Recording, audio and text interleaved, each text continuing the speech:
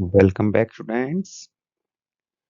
महाराजा गंगा सिंह विश्वविद्यालय से संबंधित राजकीय नेहरू मेमोरियल महाविद्यालय के बीएससी पार्ट फर्स्ट के तृतीय प्रश्न पत्र की द्वितीय यूनिट का आरंभ आज इस वीडियो लेक्चर के माध्यम से कर रहे हैं।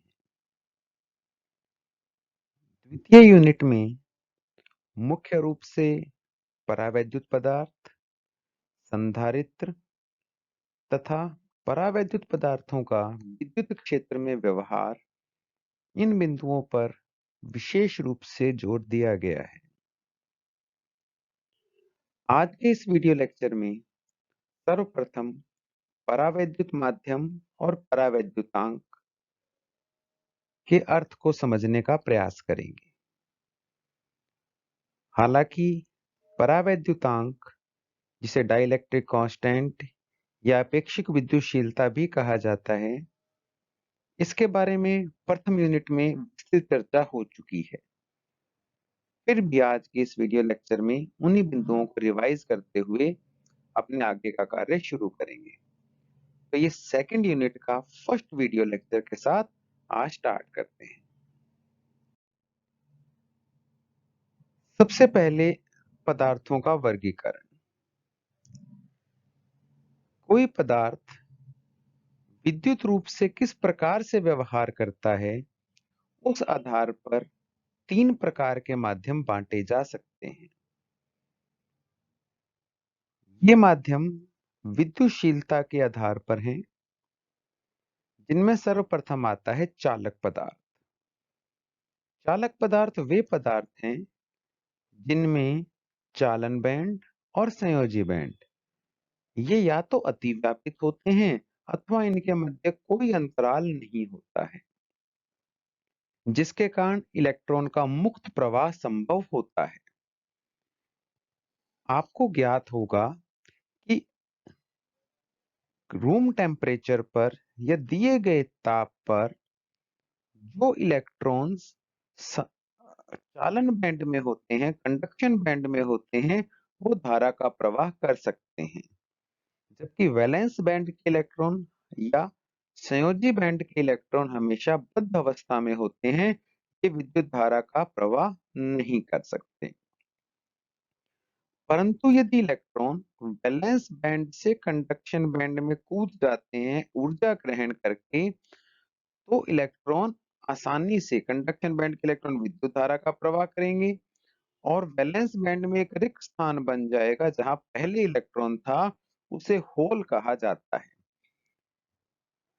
चालन बैंड के इलेक्ट्रॉन और संयोजी बैंड के होल मिलकर विद्युत धारा का प्रवाह करते हैं। इसे चालन का बैंड सिद्धांत कहा जाता है। तो संयोजी बैंड और चालन बैंड में यदि अंतर नहीं है ऊर्जा का और दोनों अति व्यापित हैं, तो वैलेंस बैंड के इलेक्ट्रॉन आसानी से कंडक्शन बैंड में जंप कर जाएंगे और विद्युत धारा का चालन करना आरंभ कर देंगे। ऐसे पदार्थों को चालक पदार्थ कहा जाता है। इनकी चालकता बहुत अधिक होती है, 10 की घात 8 मोह प्रति मीटर इनकी कोटि होती है। तो ये रूम टेम्परेचर पर भी विद्युत धारा का अत्यधिक चालन करते हैं। चांदी, तांबा, सोना, लोहा, ये इत्यादि ये सभी चालक पदार्थों के उदाहरण हैं। इसके उपरांत आता है नंबर सेकंड, अर्धचालक पदार्थ। वे पदार्थ जिनमें संयोजी बैंड और चालन बैंड के मध्य ऊर्जा का अंतराल होता तो है, परंतु ये अंतराल अल्प होता है, लगभग 1 इलेक्ट्रॉन वोल्ट की कोटि का होता है, जिसके कारण रूम टेम्परेचर पर या सामान्य ये कहें कि न्यून तापों पर वैलेंस बैंड के इलेक्ट्रॉन के पास इतनी ऊर्जा नहीं होती कि वो ऊर्जा अंतराल को पार करके चालन बैंड में जा पाए।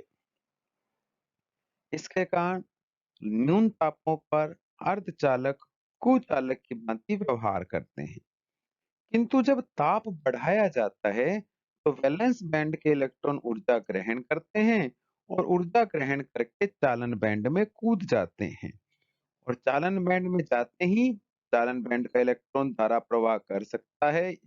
चालन बैंड में पहुंचा हुआ इलेक्ट्रॉन विद्युत धारा के लिए उत्तरदायी होता है।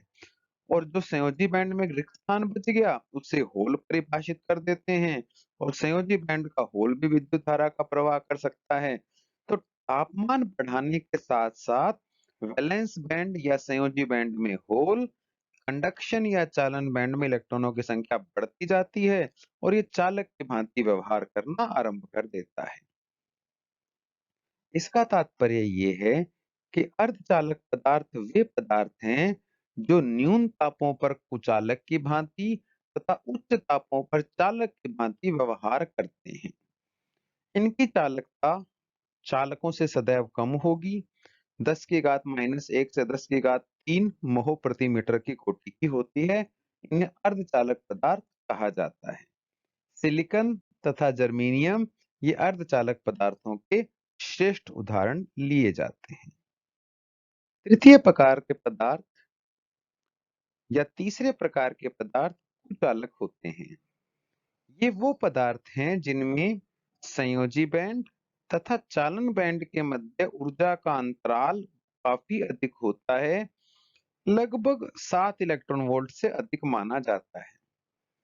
ऐसी स्थिति में चालन बैंड में इलेक्ट्रॉन नहीं पाए जाएंगे, और यदि वैलेंस बैंड के इलेक्ट्रॉनों को ताप भी दिया जाए या उनको ऊर्जा भी दी जाए तो सामान्य ऊर्जा देने पर वैलेंस बैंड के इलेक्ट्रॉन कंडक्शन बैंड में जंप नहीं कर पाते, जिससे इलेक्ट्रॉनों का मुक्त प्रवाह संभव नहीं होता, और ये इनकी चालकता अति अल्प 10 की घात -16 महो प्रति मीटर की कोटि की होती है। ये कुचालक पदार्थ होते हैं।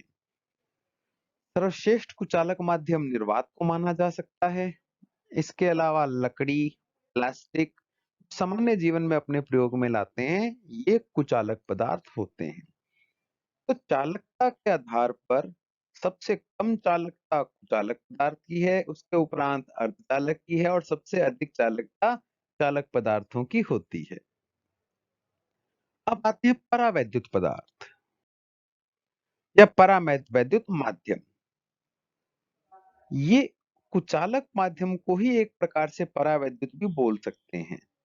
जब कुचालक माध्यम को बाह्य विद्युत क्षेत्र में रखा जाता है तो आवेशों का सूक्ष्म स्थानीय विस्थापन हो सकता है, यानी आवेश अपने स्थान से कुछ विस्थापित हो सकते हैं, परंतु ये अपने मूल परमाणु से छोड़कर अलग नहीं होते हैं।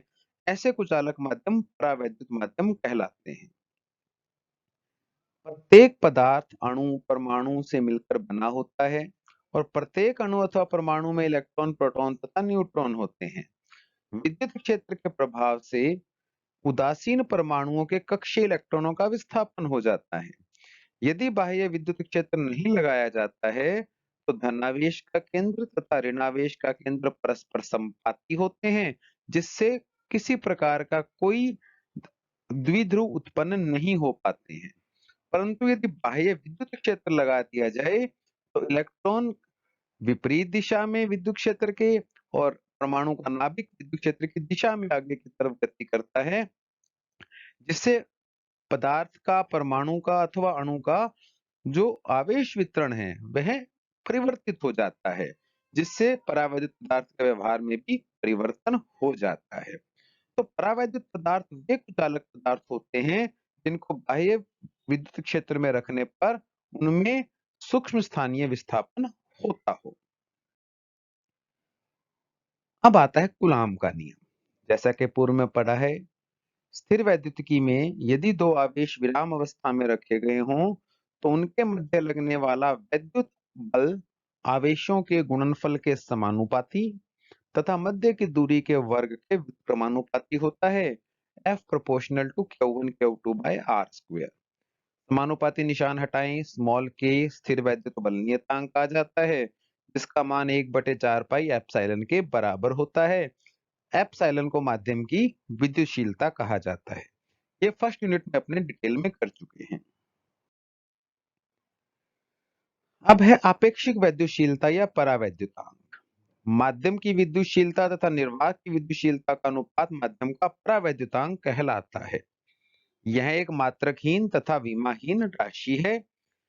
इसको इस प्रकार से भी परिभाषित किया जा सकता है कि दो बिंदु आवेश लीजिए, उनके मध्य पहले निर्वात कर दीजिए, वैक्यूम कर दीजिए। इनके मध्य लगने वाला विद्युत बल निकालिए, वो F नॉट है।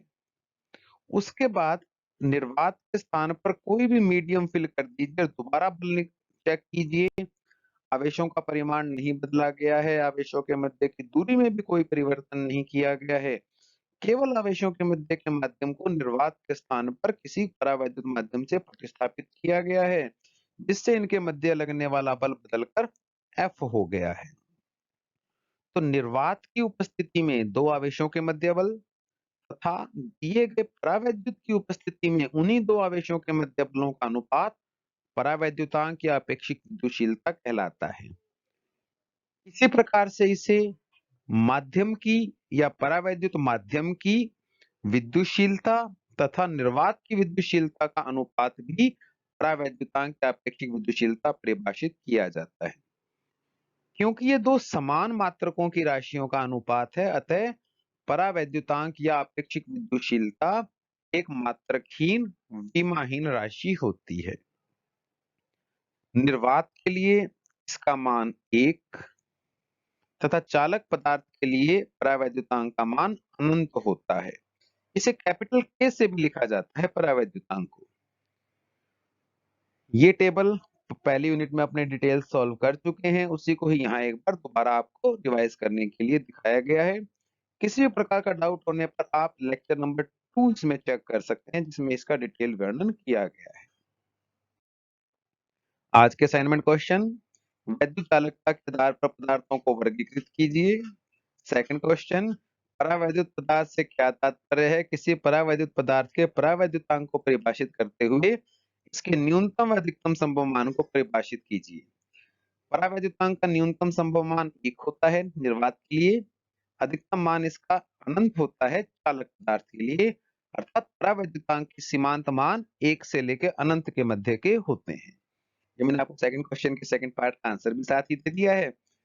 इसी के साथ सेकंड यूनिट के फर्स्ट वीडियो लेक्चर को आज समाप्त करते हैं।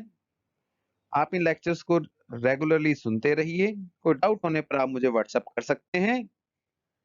तो मिलते हैं नेक्स्ट वीडियो लेक्चर में।